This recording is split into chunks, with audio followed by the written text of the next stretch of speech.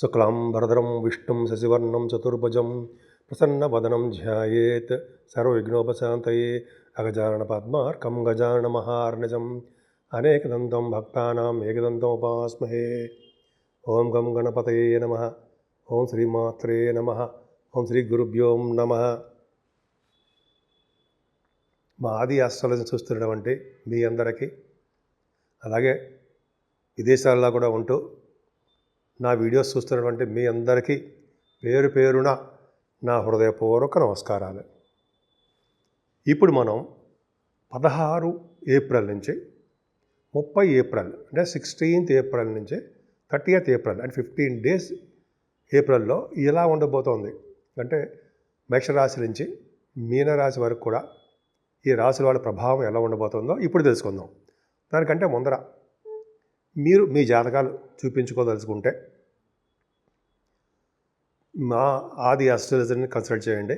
ముఖ్యంగా మీ date of birth, time of birth most important అండి, అంటే ప్లేస్ ఆఫ్ బర్త్, ఈ 3 ఇంపార్టెంట్ అనమాట.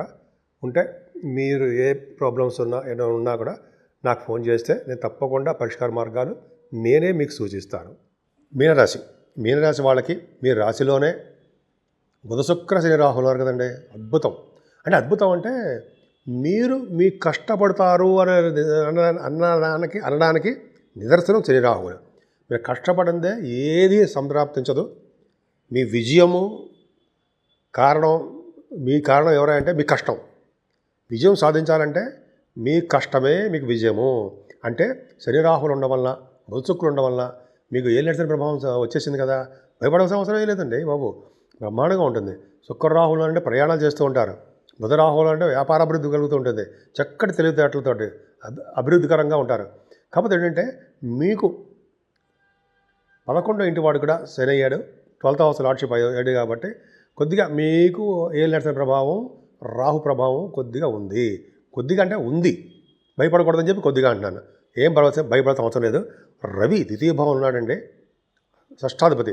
అంటే ఏంటంటే శత్రువుల ద్వారా ధనయోగము, శత్రువులు మిత్రులు అవ్వడము, స్పీడ్గా ఉండడము, స్పీడ్గా నడవడము, కొత్త ఆలోచనలు, అద్భుతమైన ఆలోచనలు రావడము. అలాగే 2వ భావం మేషరాశి అవ్వడము, రవికి ఉచ్చస్థితిలో ఉండడము, అగ్నితత్వ రాశిలో ఉండడం వల్ల ఫైర్గా ఉండడము, ప్రతి పనిలోనూ సక్సెస్, కుటుంబంలో వృద్ధి, ధనధాన్య సమృద్ధి ఇవన్నీ బాగుంటాయండి. మీ రాశికి బలము ఎవరండి? మీ రాశ్యాధిపతి గురుడు 3వ భావంలో ఉండడమే ఖచ్చితం అనేది. 3వ భావంలో గురుడు చెడు చేస్తాడు అమ్మ బాబోయ్ అనేది ఏమీ లేదు. మీ మీనరాశి వారికి మీ రాశ్యాధిపతి గురుడు అవ్వడం వల్ల మీ లగ్నం కూడా చూసుకోండి, మీ జాతకాలు కూడా చూసుకోండి. బలం ఎవరయ్యా అంటే గురుడే. అంటే వేరే లగ్నం వాళ్ళకి 3వ భావంలో ఉంటే ఆయన సింహలగ్నం అనుకోండి, 3వ భావంలో ఉంటే రవే బలం. సో అలాగే గురుడు బలవంతుడు అయ్యాడు. మీకు భయపడకండి. మీ తమ్ముళ్ళని, మీ సోదరులని, సోదరీమణులను కూడా చక్కగా చూస్తుంటారు, ఫైనాన్షియల్ సపోర్ట్ చేస్తుంటారు. వాళ్ళకి చాలా అద్భుతం. మీరే కదండి వాళ్ళు చూసేది. తర్వాత ఇంకా చెప్పాలంటే మీకు మంచి ఆలోచనలు, మంచి ఐడియాస్ వస్తూ ఉంటాయి. దాన్ని సక్సెస్ చేస్తూ ఉంటారు. అలాగే కష్టపడుతూ ఉంటారు, ధనప్రాప్తి కలుగుతూ ఉంటుంది. ఏ పని కూడా మధ్యలో వదిలేసేయడం అంటూ ఉండదు. మీకు శుభవార్తలు వింటూ ఉంటారు. మీ తల్లిగారి యొక్క ఆరోగ్య పరిస్థితి అద్భుతంగా ఉంది. ఎందుకంటే 4th house లార్డ్ శుక్రుడు బాగున్నాడు కాబట్టి వాహనాలు, గృహాలు, ఆభరణాలు, మ్యూజిక్ ఇవన్నీ మీకు బాగా ఉండడానికి అవకాశము ఉంది. మీ తల్లిగారి ఆరోగ్య పరిస్థితి బ్రహ్మాండంగా ఉంది. చదువులో ఆటంకాలు లేకుండా నిరంతరము సాగిపోతూ ఉంటుంది. ఏదైనా సంతానం విషయంలో అంటే పంచమ స్థానంలో కుజుడు ఉన్నాడు కాబట్టి భూముల వలన తగాదాలు, భూముల వలన ఇబ్బందులు కలగడానికి అవకాశాలు ఉన్నాయి. సంతానం విషయంలో కొద్దిగా చిన్న జాగ్రత్తలు తీసుకోండి. పుత్ర సంతానం విషయంలో కొద్దిగా మీకు లేట్ అవ్వడానికే అవకాశాలు ఉన్నాయి. స్టాక్ మార్కెట్లో ఉన్న వాళ్ళకి లాసులు వస్తాయండి. కొంచెం ఆచితూచి జాగ్రత్తగా ఉండండి. ఏదేమైనా భార్యాభర్తల యొక్క అనురాగ దాంపత్య జీవితము సుఖమయంగానే ఉంటుంది. ఎందుకు? కేతు ప్రభావం ఉన్నా సరే, శని ప్రభావం ఉన్నా సరే, గురుడు ఉన్నాడు, మీ రాశ్యాధిపతి గురుడు ఉన్నాడు కాబట్టి మిమ్మల్ని సపోర్ట్గా ఉండి మనం కాపాడుతూనే ఉంటాడు. కొత్త బిజినెస్ వెంచర్స్ స్టార్ట్ చేస్తారండి, పార్ట్నర్స్ కూడా పెట్టుకుంటారు. అలాగే విహారయాత్రలు చేస్తారు, అద్భుతంగా ఉంటుంది. దగ్గరకు వచ్చిన సంబంధాలు కూడా సక్సెస్ అవుతాయి. వివాహాది వేడుకలు కూడా మీ ఇంట్లో చేసుకోబోతున్నారు. మీ ఆరోగ్య పరిస్థితి, ఆర్థిక పరిస్థితి చక్కగా ఉన్నాయి. కుటుంబం అంటే తలవంతలంపగా మీ కుటుంబంలో వచ్చినటువంటి ధనయోగం ప్రాప్తి మీకు కుటుంబం నుంచి తలవంతలంపగా మీకు వచ్చే ధనయోగ ప్రాప్తి ఉంటుంది. కుటుంబం నుంచి కదండి, బయట నుంచి కూడా వస్తాయి డబ్బులు మీకు ఉంది. సేవకా జనం బ్రహ్మాండంగా ఉంటారు. మీరు చేస్తున్న వ్యాపార విస్తరణ బాగుంటుంది, వ్యాపారాభివృద్ధి. చాలామంది మీ మీనరాశిలో ఫారిన్ వెళ్తున్నారు ఉన్నాయి. విద్య రీత్యా అంటే హైయర్ ఎడ్యుకేషన్ రీత్యా విదేశాలు వెళ్ళడానికి అవకాశాలు ఉన్నాయి. షూటింగ్లు కానీ, పర్సనల్ పనులు కానీ, బిజినెస్లు కానీ ఉంటారు కదా, మీరు వెళ్తున్నారు. అంతేకాకుండా పుణ్యక్షేత్ర దర్శనాలు, పుణ్యనదుల స్థానాలు, గురువుగారిని కలవడాలు, పీఠాధిపతులు కలవడాలు, సాహిత్య రంగంలో బాగా డబ్బులు సంపాదించడంలోనూ రచయితలుగా అద్భుతంగా ఉందంటే భాగ్యస్థానం. అలాగే భాగ్యస్థానం బాగుందంటే వేద పండితులకి అద్భుతంగా ఉంటుంది. అలాగే భాగ్యస్థానం బాగుందంటే డాక్టర్స్, వృషభరాశి కదండి, వృషభరాశికి వృషభరాశి అంటే వృశ్చిక రాశి, వృశ్చిక రాశికి గురుదృష్టి ఉంది కదా, డాక్టర్స్ పర్ఫెక్ట్గా బాగుంటుంది. వాళ్ళు ఆపరేషన్స్ కూడా సక్సెస్ఫుల్గా చేస్తారు. కాకపోతే ఏంటంటే ఆపరేషన్ చేసేటప్పుడు జాగ్రత్తగా ఉండండి. 10th హౌస్ లార్డ్ నీచలో ఉన్నాడు. అంతేకాకుండా గురుదృష్టి ఉంది కాబట్టి భయపడాల్సిన అవసరం లేదు. సాఫ్ట్వేర్ రంగ ఉద్యోగస్తులకు కూడా మీకు కంఫర్టబుల్గా ఉంటుందండి. ప్రమోషన్స్ కూడా వస్తాయి. ఆడవాళ్ళు కూడా చెప్తున్నాను, మీ కంఫర్టబుల్గా ప్రమోషన్స్ రావడము, మీకు రావాల్సిన మొండి బాకీలు అన్నీ వచ్చి తీరుతాయి. ఎరియర్స్ అంటారు కదా, అవి కూడా వస్తాయండి మీకు. అంతేకాకుండా బ్యాంకింగ్ రంగంలోనూ, విద్యా సంస్థల్లోనూ, వేద పండితులకి అందరికీ కూడా మంచి కలిసి వచ్చే కాలము. కాకపోతే ప్రొఫెషన్ చూసుకుంటే మీ వృత్తిలో ఇబ్బంది కలగడానికి అవకాశం ఉంటుంది. వృత్తిలో అంటే మీరు చేస్తున్నటువంటి జాబ్లో చిన్న చిన్న అవాంతరాలు ఎదురవుతూ ఉంటాయి.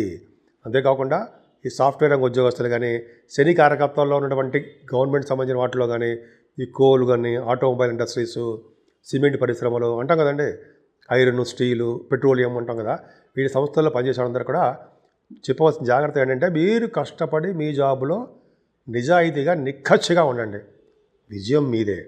పైగా ఈ కొత్తగా ఉద్యోగాల కోసం అప్లై చేసే వాళ్ళకి మాత్రము ఉద్యోగం లేట్ అయిపోతుందంటే ఉద్యోగాలు రావు. కొద్దిగా మీరు ఓపిక పట్టండి, అవి సక్సెస్ అవుతారు. లాభాలు మాత్రం బాగా వస్తాయండి. వ్యాపారాల ద్వారా లాభాలు రావడానికి అద్భుతంగా ఉంది. మీ వ్యాపారాలు 9th భావం బాగుంది, అలాగే 11th హౌస్ బాగుంది కాబట్టి అనుకున్న దానికంటే ఎక్కువ లాభాలు వస్తాయి. ఉద్యోగం కన్నా వ్యాపారం మిన్న అంటాం, రెండు ఉండాల్సిందే. అంతే అద్భుతం. మీకంటే పెద్దవాళ్ళు అన్నయ్యలు వాళ్ళకంటే చాలా అద్భుతంగా ఉంటుందండి. ఏదేమైనా మీ రాశి వాళ్ళకి అంటే మీన రాశి వాళ్ళకి భయపడాల్సిన అవసరమే లేదు. మీరు కష్టాన్ని నమ్ముకోండి. ఇవన్నీ జాతకాలు అవన్నీ తాత్కాలికంగా చెప్తుంటాం. కష్టం అనేది ఎప్పుడు కూడా ఎవర్ గ్రీన్గా ఉంటుంది, ఎప్పుడు చిరకాలం నిలిచిపోయేది. మీరు పడ్డ కష్టపడాలి. కష్టపడండి, విజయం సాధిస్తారు. అంతేకాకుండా మీ 2nd హౌస్ లార్డ్ కూడా కుజుడు నీచ స్థితిలో ఉన్నాడు కాబట్టి బాగా సుబ్రహ్మణ్య స్వామి కొలవండి. కుటుంబంలో వృద్ధి కలగడము, కుటుంబంలో ఐశ్వర్యం కలగడము, మీ కుటుంబంలోనే పేరు ప్రఖ్యాతులు రావడము, ధన సంపాదన మెరుగుపడము కూడా జరుగుతుంది. అంతేకాదండి అంటే అన్ని విధాలుగా ఆయన సపోర్ట్ ఇస్తుంటాడు మీకు. ఆయన సుబ్రహ్మణ్య స్వామిని ఎప్పుడు మర్చిపోకండి, ఆయన కళ్యాణం చేయించుకోండి, చక్కగా అద్భుతంగా ఉంటుంది. ఈ నెల 30వ తారీఖు కూడా మనకి సింహాచల నరసింహస్వామి యొక్క రిజర్వ్ దర్శనం అని చెప్పి క్యాలెండర్లోనూ వాటిలో రాశారండి. సో ఆ స్వామి యొక్క దర్శనం చేసుకుందాము, టీవీలో వాటిలో చూద్దాము. స్వామివారి యొక్క దర్శనము, స్వామివారి యొక్క పూజలు చేసుకోవడం వల్ల ధైర్యం వస్తుంది, ముందర ధైర్యం వచ్చేస్తుంది. దానివల్ల ఏ పనైనా సరే, ఎన్ని కష్టాలు వచ్చినా సరే మీరు విజయం సాధించేస్తూ ఉంటారు. సో గ్రహ ప్రభావం కూడా మీ మీద చాలా తక్కువగా ఉండడానికి అవకాశం ఉంది. ఇప్పుడు మనం రెమెడీస్ గురించి తెలుసుకుందామండి. రెమెడీస్ అంటే మనం ఏ పరిహారాలు చేసుకుంటే బాగుంటుంది. మేషరాశి నుంచి మీనరాశి వరకు కూడా 12 రాశుల వారికి కూడా చెప్పదగ్గ సూచన పరిహారాలండి. ఇప్పుడు ఈ 15 రోజులు కూడా సర్పదోషం ఉందండి. రాహుకేతుల మధ్యలో 8 గ్రహాలు ఉండిపోయాయి. చంద్రుడు కూడా బయటకు వచ్చేస్తారు అనుకోండి. ఒక విధంగా చెప్పాలంటే సవ్యకాల సర్పదోషము అంటాం. రాహుకేతుల మధ్యలో గ్రహాలు ఉండిపోతే, సపోజ్ రాహుకేతుల మధ్యలో శనీశ్వరుడు, రాహు దగ్గరే శనీశ్వరుడు, బుధ శుక్రులు ఉండడము, రవి, గురు, కుజ, కేతువులు, ఈ రాహుకేతుల మధ్యలోనే ఇన్ని గ్రహాలు ఉండిపోవడం వల్ల సర్పదోషం కూడా ఏర్పడుతుంది. సవ్యకాల సర్పదోషం అంటాం. సో ఈ సర్పదోషాన్ని నుంచి మనం బయటపడాలన్నా, కొద్దిగా సర్పదోషాన్ని నుంచి మనకి ఇబ్బందులు కలగకుండా ఉండాలన్నా ముఖ్యంగా చేయవలసిన పని శ్రీకాళహస్తీశ్వరుడు పూజించడం వల్ల, హస్తీశ్వరుడిని శివుడిని అమ్మవారిని పూజించడం వల్ల, అలాగే రాహుకేతులకి సర్పదోషం కోసం శ్రీకాళహస్తిలో పూజలు చేస్తారండో. అక్కడ చేయించుకోవడం వల్ల ఒకవేళ కుదరకపోతే మన ఊళ్ళోనే మన రాహుకేతులకు సంబంధించిన పూజలు చేసుకోవడం వలన చాలా మటుకు సర్పదోషం అనేది సవ్యకాల సర్పదోషం అనేది తగ్గిపోతుంది. అంటే ఏంటి, గ్రహాలు ఇచ్చే ఫలితాలు ఇవ్వకుండా వాళ్ళు అడ్డుపడుతూ ఉంటారు. మంచి ఫలితాల నుంచి మంచి ఫలితాలు ఇవ్వకుండా మనకి కొద్దిగా ఆటంకాలు ఏర్పడడానికి అవకాశం ఉంటుంది. 12 రాసులకి ఒక్క చంద్రుడు అక్కడే బయటకు వస్తాడు అనుకోండి, అయినప్పటికీ కూడా సర్పదోషమే. సో ఇలా మనం దోషాల నుంచి బయటపడాలంటే ఇది చెప్పినట్టు శ్రీకాళహస్తీశ్వరుణ్ణి అంటే శివుడిని అమ్మవారిని పూజిద్దాం. ఎందుకంటే పార్వతీ అమ్మవారిని పూజిస్తే గ్రహాల యొక్క ప్రభావం ఉండదు కదండి.